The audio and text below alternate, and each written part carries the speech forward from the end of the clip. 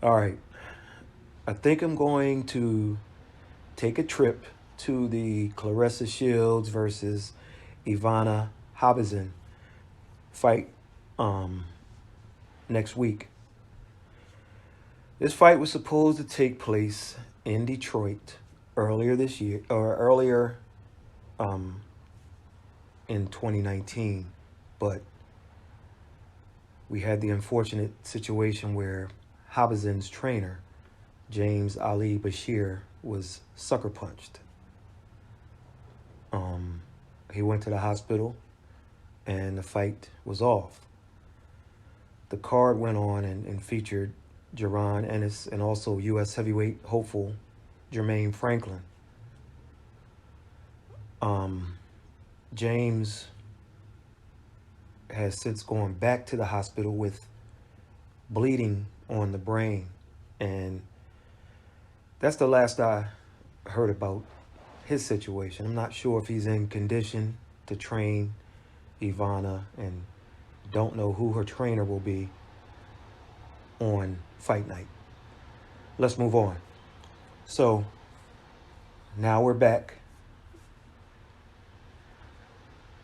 Same two fighters, this time at Ocean Resort and Casino in Atlantic City. Um, that place was formerly the Revel Hotel. That place is huge. Um, Based on what I see, this is a setup fight so that Shields can become undisputed. Here's what I see. Shields probably should be a super middleweight. She's been fighting recently at middleweight. However, she's going to drop down to junior middleweight or super welterweight for this fight. Now, I've never been a fan of champions who win vacant titles unless the opponent is deserving. In this case, I don't feel HABZIN is, for a variety of reasons. First of all, she's unranked. And why is she unranked? When she steps into the ring, she will have been inactive for 1 year and 1 month. So the question is, how is she fighting for not one, but 2 vacant world titles? But guess what? If HABZIN fought 5 times last year, I wouldn't give her much of a chance. She's tough, don't get me wrong, but she's simply too slow. And unless Shields goes the Terrence Crawford route or the Tony Harrison route, I don't see this fight being too competitive. What I figure will happen is Shields will get some work in. Eventually, HABZIN is going to try to swing with her, and Shields will either fight her or try to mix it up and outpoint her. Shields doesn't have the best power, but in this fight, I think she gets her 3rd knockout on accumulation of punches. I also think she might find some success to HABZIN's body. I believe Shields will notice how, as the fight goes on, HABZIN's technique will begin to get sloppy, and she'll start to wing her punches, looking to land a haymaker that'll hurt Shields. It won't happen, and Shields will punch in between those hard and wide shots and hurt HABZIN. And even though she only has 2 stoppages, I sense she gets one here.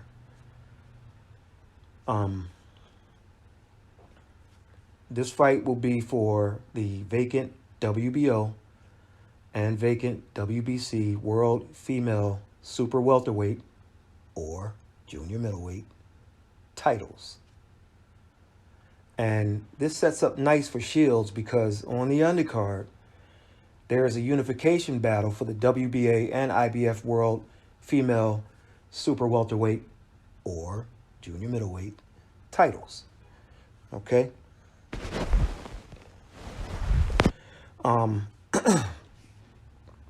The WBA champion, Alicia Napoleon Espinosa, battles IBF champion, Eileen CEDERROOS.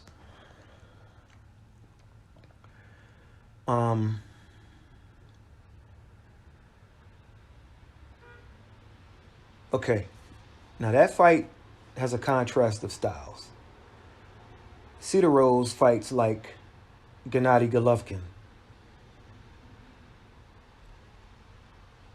the 37-year-old version of Gennady Golovkin, who uses the Jonathan Banks side-to-side shoulder dip type movement as he works his way in. That's her. But if you aren't natural with it, sometimes it looks slick, as it should by design. But other times it looks awkward, as instead of moving out of the way, she kind of moves back in the way. It works for her, though. I mean, nobody's caught up to it yet. CEDERROOS is 7-0, 4 knockouts. Now, her opponent, Napoleon Espinosa, or the Empress, as she's known, she's more of a flashy type with solid technique. She's 12-1, 7 knockouts. The thing I like about Espinosa is she goes to the body.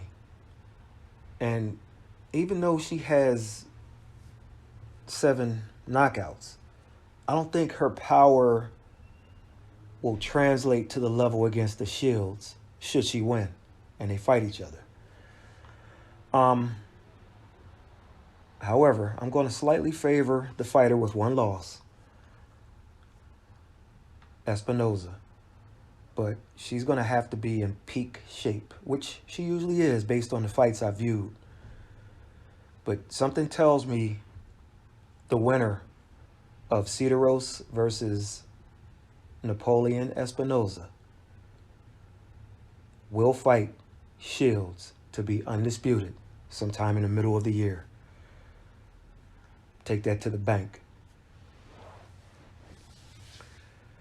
So if Shields wins,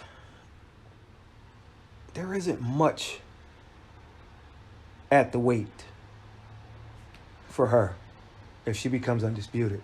There's not much at super welterweight or junior middleweight. I'd like to see her fight southpaw Mariev Decaire. Mariev Decaire can fight. She's a Canadian, and that fight should be in Canada, where she'll bring in a very, very good crowd. I know it won't happen that way, but then again, Michigan is closer to Canada than you think. There's certain parts that are right there. Now get this. Mariev Decaire is 17-0 with 0, count 'em, 0 knockouts. But I'm telling you, she can fight. Also out at the weight, I'd love to see a rematch between Shields and Hannah Gabriels.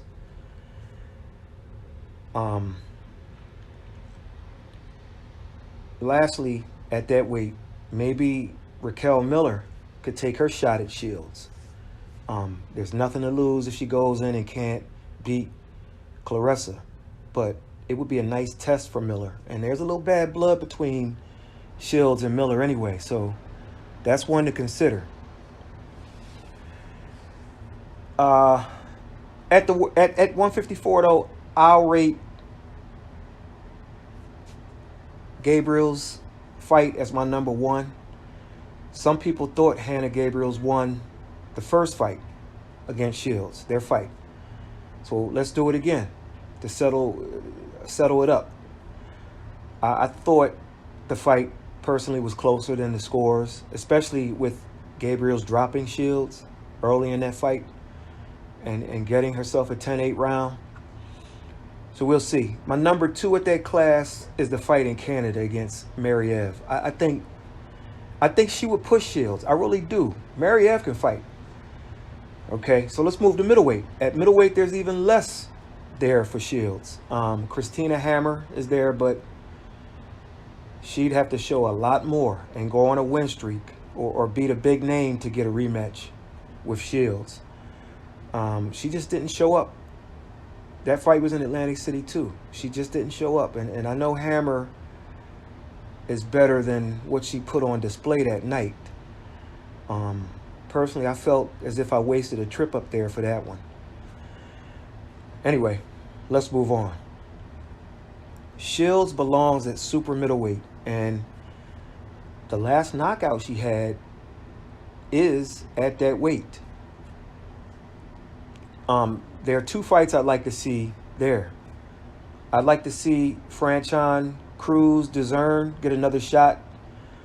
Franchon's only loss was in her pro debut against Shields, and that was on the undercard of the Kovalev versus Ward gift fight. Oops. That's Andre Ward, meaning Dre Ward. So, sorry, Dre. I don't ever want to refer to you as Andre anymore. Please forgive me.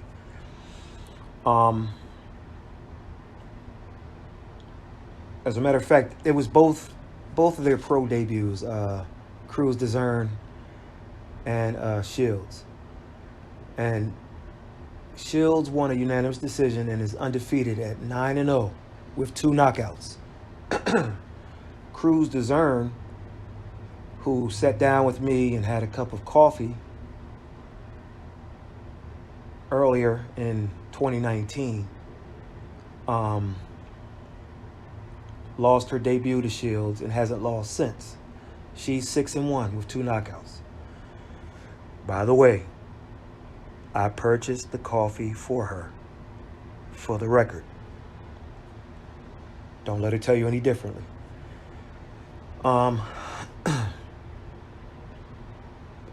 That card that Dezern and Shields fought on, they fought on an undercard that had some good names on it. Kovalev, Ward, Maurice Hooker was on the card, Darley Perez, the cerebral assassin, Curtis Stevens was on the card, Alexander Volzdik, Isaac Chilemba, Darmani Rock, who's a heavyweight out of Philadelphia, who's up and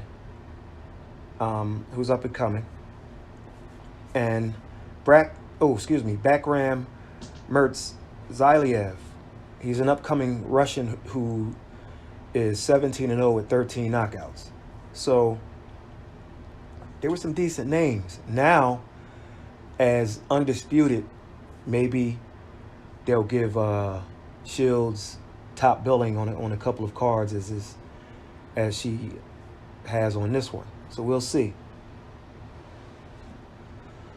Another fighter I'd like to see her fight is the silent assassin, Savannah Marshall. I'd like to see that one happen in the UK. That would do well. Savannah is 8-0, and she's 28 years old. 28. Most of Shields' opponents have been like between 35 and 42 years old. So that would be, I don't think that would be a bad one. Savannah can fight also.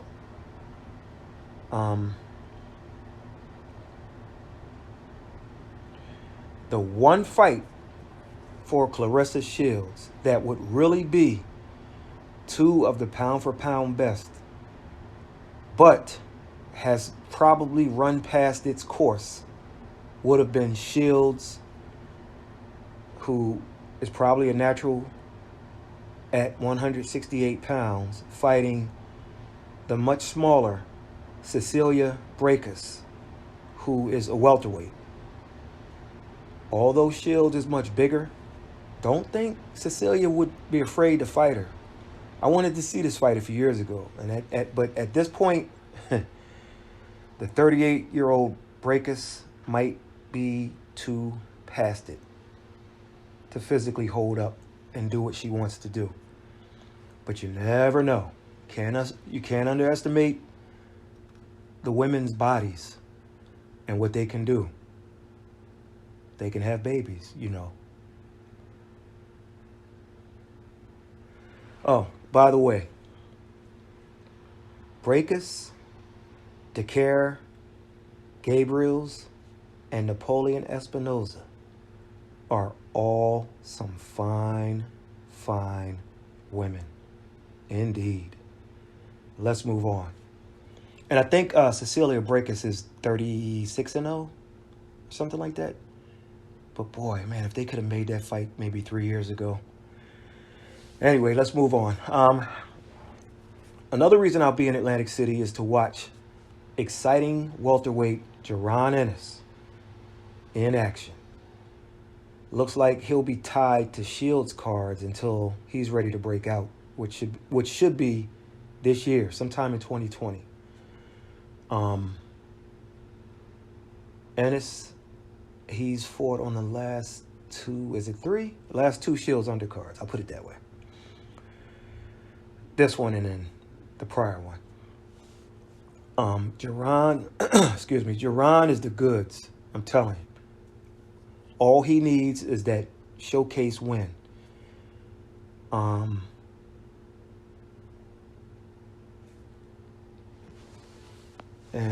what is JARON? I think JARON is 24-0 with 22 knockouts. Something like that. Something very close. He has future champion and star written all over him. He's only 22. He has speed, power, and footwork. He has the pedigree. Some people know Farah Ennis and Derek Ennis, who were his siblings who fought up to a few years ago. So keep an eye on Ennis. He'll be very good very soon. He's going to be a household name for sure. He has the potential to be just as good as any of the current crop of welterweights. If I had to speculate, I'd say he's quicker than Keith Thurman. He has more power than Sean Porter, and he's very explosive. JARON Ennis, he passed a bit of a test against Raymond Tito Serrano last year, and he beat a well-past-it Mike Arnaudis, but still a name on the resume nonetheless. So hopefully he'll get a breakthrough fight in 2020 and add his name to the contenders list. I mean, prospect, contender, title shot, champion. So we'll see. Keep an eye on him. You can also say his fight with Armando Alvarez, who was 18-0 at the time, was one of those showbox prospect versus prospect matchups. So, and he passed. So keep an eye on him. Let's move on. Also on the card are undefeated twins, the Bonus brothers. Now, they haven't fought anyone yet. They are both 26 years old and need to step up quickly. Joseph Bonus debuted in 2013, and he's 6-0 with 5 knockouts. Jacob debuted in 2012, and he's 5-0-1 with 2 knockouts. So I know what you're saying. 6 fights in 7 and 8 years, respectively, for Joseph and Jacob isn't good enough. I get you. Here's what happened. Both of them, in separate instances, had a little trouble with the law. Had to do a little time, and both of them are out and trying to make the best of what they have to work with. And here is what you've heard from boxers for at least the past 5 years, and I guess I'll continue it here.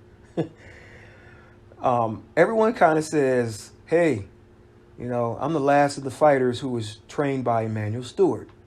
Tony Harrison used to say it, Adonis Stevenson, the list goes on. By the way, did you know Adonis Stevenson's real name was Stevenson Adonis? Look it up. Anyway, Jacob Bonas was also trained by Stewart. So I'm not sure who the last guy was Emanuel touched. Jacob trained with Stewart as an amateur. Not sure about his brother. So he's now trained by Emanuel's nephew, Javon Sugar Hill. So Joseph has that Detroit style, very similar to former title contender Vernon Iceman Paris. Floyd Mayweather Jr. sometimes uses it where you kind of lead with your left shoulder and jab and then kind of hop forward. I'm telling you, he looks just like Vernon Paris when he does it. Jacob does the same thing. So it's that Detroit, or maybe I should just say the Michigan stance where you protect the body with the left. You kind of keep your left low, but you're leading with the shoulder. And then you jab to the body, or you hook off of it a little easier when it's down there like that. At least for some guys. So watch that. If either one of their fights are on television, check that style out. Or you can go on YouTube. Now, they'll have to move these kids, and we'll see how they develop. Jacob had a 5-year gap from 2012 to 2017. And then he fought twice in 2019 after skipping 2018. So it's good that they get a January start this year. I'd like to see Jacob fight at least 4 times this year. At least. Same for Joseph. He had a gap from 2014 to 2018. And then he fought twice in 18 and twice in 2019. So he's on his way. That's basically the card.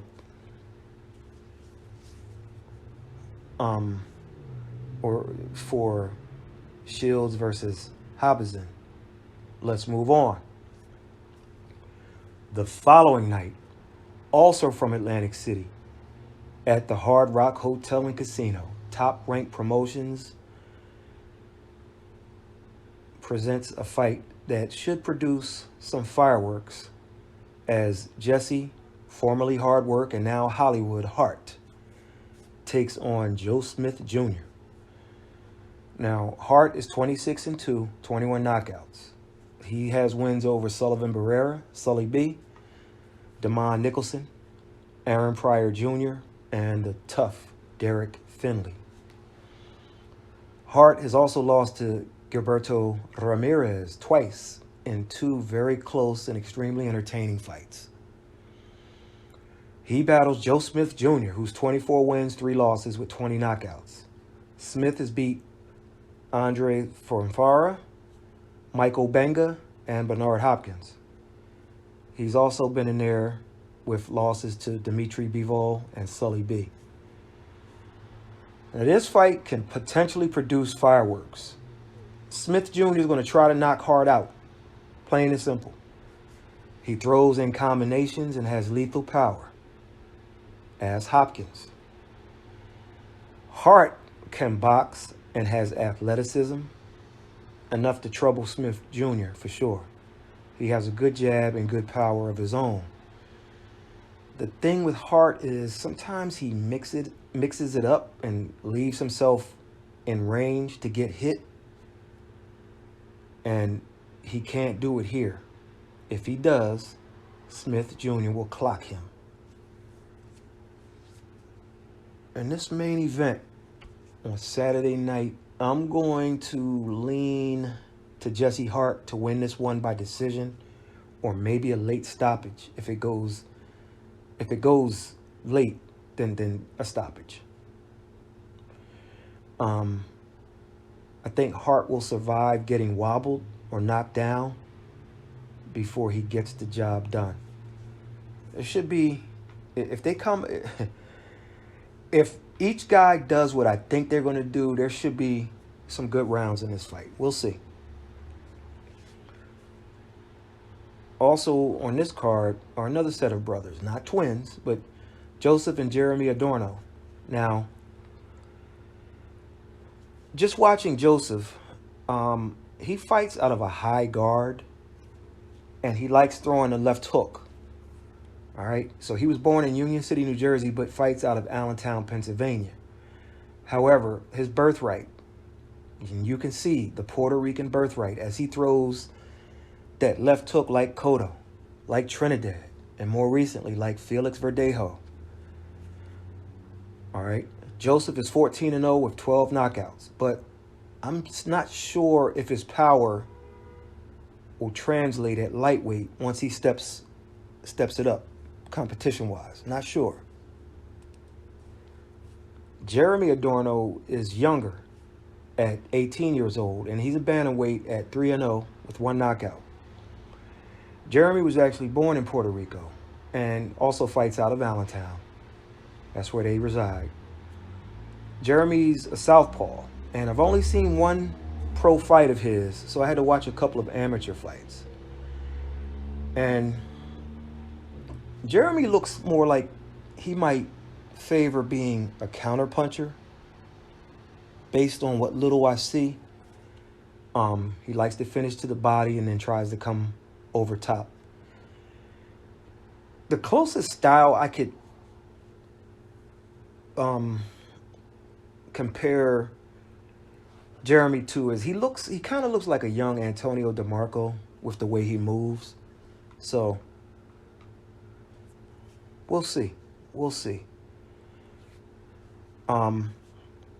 So those are 2 cards coming up. All right, the Shields versus HABZIN card will take place at 9:00 p.m. live on Showtime from the Ocean Resort Casino in Atlantic City. Raul Marquez and Alejandro Luna will call the action. And then on Saturday, ESPN and ESPN Deporte will televise Hart versus Smith Jr. and a co-feature. With that is a 10:00 p.m. card. However, the undercard action slated for ESPN Plus, if you have the app, will begin at 7:00 p.m. Eastern. All right, that's promoted by Top Rank in association with Star Boxing. You can get tickets for $100, $60, $40, and $25. And they can be purchased at Ticketmaster or Hard Rock Hotel AtlanticCity.com. So make sure you check these 2 shows out, and we'll talk to you later.